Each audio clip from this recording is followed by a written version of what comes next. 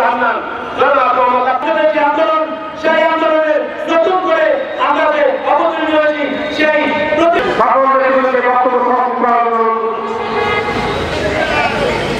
বিমানবন্দরের সকল নেতৃবৃন্দকে জাতীয় যুব সংঘের পক্ষ থেকে শুভেচ্ছা অভিনন্দন। আমরা আবার আন্তরিক শুভেচ্ছা ও ধন্যবাদ জানাই।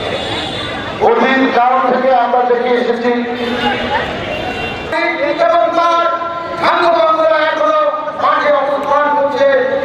হাত থেকে রক্ষা করছে। নতুন বাংলাদেশ আমাদেরকে উপহার দিয়েছে, তাদেরকে